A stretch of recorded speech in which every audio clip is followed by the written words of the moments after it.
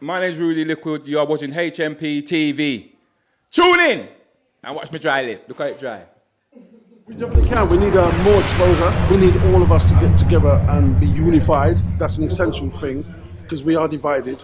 And once we get unified, we can go so far.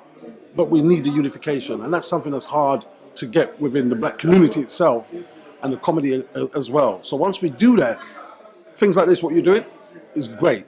And if it goes anywhere, if we keep doing it, and people come together, and more of us do this, then the comedy industry, you can't overlook it. You'll have to look at it. If we had our own version of BET for just like that comic viewing and Def Jam, do you think like eventually mainstream will come over and try to buy it, or it'd be easy to be sold? I don't know. I think that we're gonna have our own. We're gonna have our own and own it. I don't think about always having someone to help us, and we're gonna have our own and recognize that we are talented, very much. So. My name's Quincy, aka the Cockney Prince, the Bayesian with persuasion. You're listening and you're watching HMP TV, #1 comedy shows, Quincy's Comedy Lounge, Stand Up Mondays. We've all got it here. For comedy, HMP TV. Don't go nowhere else. Right, welcome along to Stand Up Mondays. We just finished the show. Two of the comedians and another top comedian is in the building. Theatre Royal Stratford East Bar, aka the Meze Bar. We have got Kazim Jamal, Miss Mariel, Kane Brown. all right, so done your performance. How did you enjoy yourselves? It was great, man. Really good crowd. You got a good crowd here. Anything I said there was really willing to go with me on the journey that I took them on. Really responsive, and I had a lot of fun with it, man. It was a really fun gig, man. Mariel, I'm going to ask you because the shows you do are mainly younger audiences as well. How did you find a more mature audience today? I like the older audience because the age group where I'm at, I can kind of talk about old school stuff and talk about young people's stuff. They were up for it. They were all with whatever we were saying. They ain't gonna lie to you. You were really nervous before, and I was trying to explain to her, Kenyon. I was trying to explain to her, you don't need to be. You're amongst good people, man. I mean, so is that? Do you feed off your nerves? I feel nerves all the time, no matter what audience I'm in front. I just get anxious and nervous. I don't have that thing where because the audience is slightly older, I feel uncomfortable to do my set. I don't have that because I know I'm at that right gap where I can kind of relate either way, I think. So for me, because I always want to bring through the new talent coming through the circuit. As you right now, the comedy circuit, especially from the black side, is exploding. It's exploded for a long time. One of our main men across the way there on the armchair, Mr. Kane Brown. Kane, what we up to, sir? Nothing, man. I thought I'd pass down, come and support. Come down a little bit late. I missed everyone. Well, I saw Rudy at the end, but it was a great show, man. Great audience. It's good, man. I want to say, where do you three see black comedy? What's his current situation right now?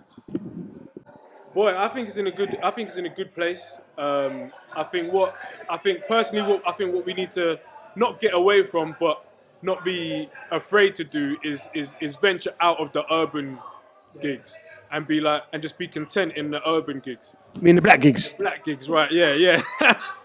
Urban's Fox. And then and take those leaps like Kojo has and try and break down the doors of mainstream. And if enough of us try and break down that door, it's good. If one person's knocking on their own, then it's going to be harder. But if we're all trying to get through that door and saying you can't deny us, if we're all undeniable, they have to let us in.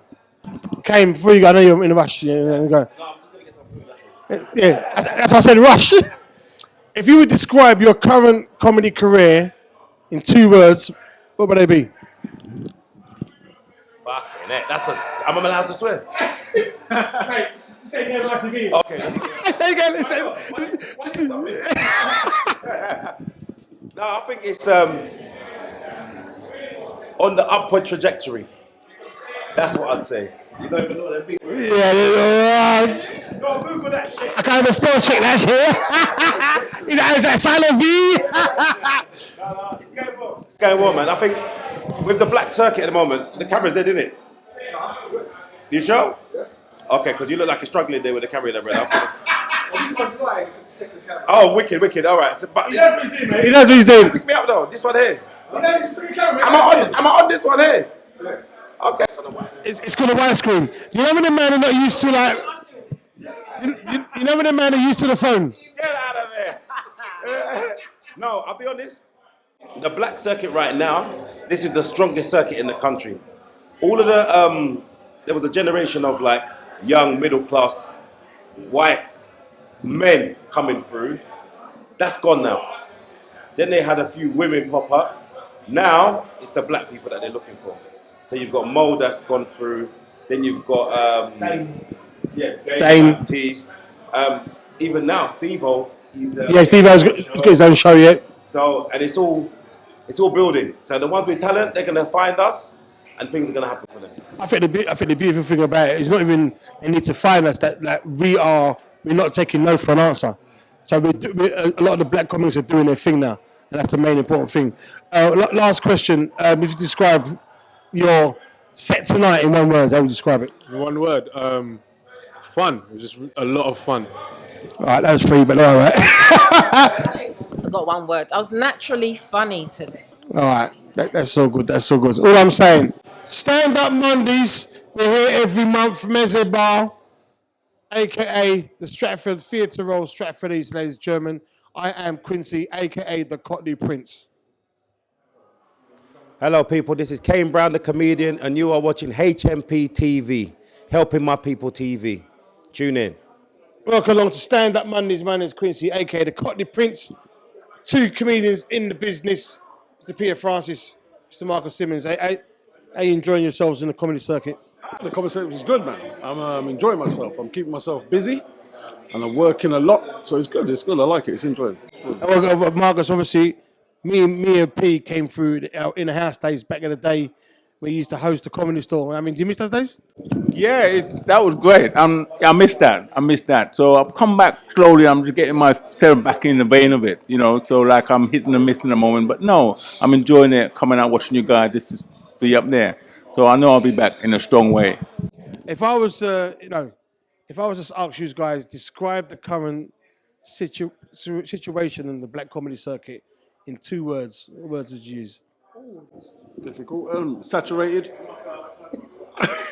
Is that a bad thing? Not a bad thing. It's becoming great. Saturated but great. If that makes any sense. That's 2 words. Yeah, I think it's fantastic. I think we need more shows on a level, not just the mediocre one, but to take ourselves on that another level. We just seem to be here. Is that 2 words, though? I'm telling you. It's trilling. So it's turning into a circle song. I will tell you. So it's like. Let's start doing it. I just wait in the crease. Man, you need to go high. No, because sometimes, you know what I mean, we keep it real here. Sometimes we watch Live with Apollo. Yeah. And we see the Get Up stand-ups. And so, like, it's like, we can do those shows. We definitely can. We need more exposure. We need all of us to get together and be unified. That's an essential thing because we are divided. And once we get unified, we can go so far.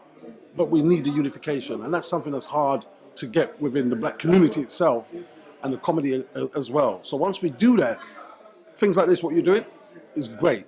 And if it goes anywhere, if we keep doing it, and people come together, and more of us do this, then the comedy industry, you can't overlook it. You'll have to look at it. If we had our own version of BET for just like that comic viewing and Def Jam, do you think like eventually mainstream will come over and try to buy it, or it'd be easy to be sold? I don't know. I think that we're going to have our own. We're going to have our own and own it. I don't think about always having someone to help us, you know, and we're going to have our own and recognize that we are talented, very much so. As you say, Apollo, I mean, we can do that with our eyes closed, but it's just that we haven't got that platform, and we need that platform. We need that platform badly. There's some people who's on TV now, I don't know names, but they're just mediocre comedians, but they have the cliche, they stick together, they pull each other in. But and I don't feel do that. They've got the backings. Yeah, and they've got the backing, So essential. They've got the backing. We haven't got that. And that's what we need. We need the That's backing. what we actually need. It's not so much doing the shows, it's someone to back the shows. And once we get the backings, then we'll go. Well, do you know, I'm gonna leave it there for now because I was gonna keep it short and sweet. But like I said, as Sam Cooke says, change is gonna come. Changes come, yeah. And obviously, we doing things like this right now is the start of many more. Yeah. You know what I mean? But look, ladies and gentlemen, this is Peter Francis, Marcus Simmons. This is Stand Up Mondays. My name is Quincy, the Cockney Prince. Out. Hi, I'm Peter Francis. Follow me on I am Peter Francis on Instagram. You're watching HMP TV. Follow HMP TV. Big things to come. Welcome along, my name is Quincy, aka the Cockney Prince. We have Rudy Liquid who just headline Stand Up Mondays. How did you find today's show? It was a good show, man. You know, a lot of old black people were there. I enjoyed myself. I'm joking when I say old, man. It's just that me. I'm feeling that now. I'm feeling the age. I'm feeling the age gap. Feeling the age difference, Quincy. But do you know what I like about the kind of different audience we perform in front of? Because I think our audience appreciate. Because I think they get left out. And I think that because we perform in front of different age groups, it's nice to come home and perform for our peer group. You know what I mean? If you've got a preference you perform in front of? No, I always prefer to come back home because I get fed up of going on stage and, you know what I mean, in front of white audiences and they're bidding all the time, you know what I mean, to try and see how much they can get me for. So, you know, no, it's not, because the thing is that when we're in front of our own, we can talk about little things. Do you know what I mean? Like a little corned beef and rice that you used to have to standard. You know what I mean? It was like I was middle class. I had cabbage and sweet corn. Cabbage. No, man, I had corned beef. I had corned beef, man, with no corn. I remember when you used to tell me about you used to have ready break and the man used to run off the box because there was nothing in there. You get me? You know what I mean? It wasn't. It was the Quaker Oats. Quaker Oats, that's the one. You know what I'm talking about, innit? And it was in there so long that the guy in the front of the cover just disappeared. So that's what I'm saying. It's like those kind of things that I like sharing, or being able to share. Because when we're in front of a predominantly white audience, you know, the comedy needs to be a lot broader to encompass them, which is fair enough because I've got a mortgage to pay. Yeah. Do you know what I mean? So and I think that we naturally do adapt. We're comedians. I don't think we're comics. I think we're actually comedians. And because we're constantly having to adapt. Do you know what I mean? I mean, look at the size of you. You frighten them. Do you know what I mean? And wearing Zara. You know what I mean? Wearing Zara. How the hell you can't wear Zara? Have you ever tried to put on Zara trousers? Zara trousers. This is Zara trousers. That's it. That's it. He's gone to the Zara boys. Nah, man, I've tried Zara and there's no way. They don't make them for black people. These are Zara. They don't make them for black people. Yeah, well, white people, they got no bottom. So because they got no bottom. I've been training, so I've lost mine. So look, the current situation of the black comedy circuit, right? It's thriving. It's thriving. It's thriving. Because the reason why I think it's thriving, it's social media because it's now about consumerism. It's no longer about producers. Producers used to be the gatekeepers and decided what society was going to be watching. Do you know what I mean? Whereas if they came out to the comedy clubs, I can guarantee you that most of the comics who came through the comedy school, who are now working on the comedy circuit, are getting bigger responses from a white audience than the white comics. But the problem was at the time was that there were no producers in the BBC or ITV who could produce shows that would show us to our best light. That's right. Yeah, and so the writers that they were developing were writing for Middle England. 1 second. Message. Sorry. It's real talk. Before we hear that, I want to just keep this short and sweet. Yeah? Sure. If you were to describe the current black comedy scene in 2 words, what words would they be? Vibrant. That's the best way that I can put it. It's very vibrant. It's very of the moment, you know, and it's wanted. And describe your comedy career in 1 word. What word would that be? Tough. It's been very hard, to be honest. You know, because I feel that in terms of is it? No, I do. I genuinely. No, it's not like a violent thing. It's just that the doors were closed. You know what I mean? Steve K. Amos had to say that Lenny Henry has to die before he can walk through the door. Yeah. Now, before Steve K. Amos said that, I've been knocking at the door from the days of doing the warm-ups for Goodness Gracious Me, who came after the real McCoy, and I was on the real McCoy. Do you know what I mean? So I've been just knocking doors, and now the doors are opening. You know, so I've seen this big change that has come about.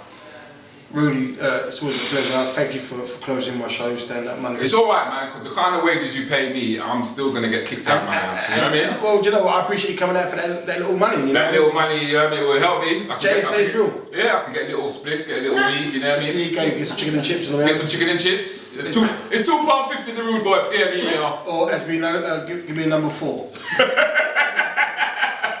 I'm out, people. Quincy, aka the Cockney Prince. Aight. Hey, good evening. I'm Marcus Simmons, comedian. You're watching HMP TV. Tune in, people. I'm out. Well, my name's Quincy, aka the Cockney Prince. We just finished Stand Up Mondays. One of the punters and one of the hood celebrities it just come and passes through and shows a lot of love and support from the Real Deal team. Juliet G. What's going on, G? Hi, Quincy. How did you find the show today? I loved it. I thought the new up-and-coming comedians were on point. They were really, really good. And, you know, obviously yourself and Rudy. You've been around comedy for a long time, obviously, with the Choice Guys and all that kind of stuff. How have you seen the black comedy circuit change throughout the years since you've been around? It's changed in the sense that sometimes it can be a bit repetitive when you constantly seeing the same comedians all the time. That will be edited. Sorry? It will be edited. Sorry. You already asked a black woman a question, she's too honest. Well, what happens here? Am I not supposed to say that? Yeah, no. So what do you want me to say then? Lie. No. Go on. No, but I mean, comedy over the years is kind of like, it has changed in the sense that, you know, you've got the new up-and-coming comedians, and so the older ones now, they kind of, it's almost like they're passing the baton. Yeah. You know? So you guys have to educate them and school them. I suppose like musicians, isn't it? You know what I mean? You get the new coming artists coming up, you know what I mean? The Teddy Pendergrass and the Princes. They've got that. You kind of like step aside and then you make room. But however, you kind of like still pass on your skills. Do you think? It's almost like you're leaving a legacy for the young ones to follow. But I want to get my TV show first before them. Yeah, obviously. Yeah, standard. All right, so listen, I want to ask you, I've lost my train of thought now. See, when we do remember my train of thought, this will be edited anyway. I do want to ask you, what do you think, let me ask that question again. The element of bringing new comedians to the show, I mean, is that work or? I actually like it. I like it. I like it because they're fresh, it's current and different. Because I will say the comedians I've got so far, I've had to scour London from, because I'm very picky and choosy. Yeah. Because I know my audience. Because sometimes we can get comedians like raw, but you know what I mean. How would you react if the comedians didn't really hit it off? Even including myself. I mean, sometimes you've said jokes and I don't find them funny, but that would be cut.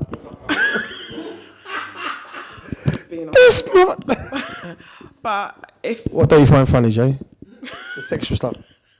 No, of course I find everything. No, it depends. It depends. But then also, it can also depend on one's mood when they come to the show. If they're not in a very good mood, it's like... Yeah? So what mood you was in today? I was in a good mood, actually, but I'm always in a good mood. Because the sun's out. Yeah, exactly. You don't suffer from sad no more. No, I don't suffer from sad. I don't suffer from sad full stop.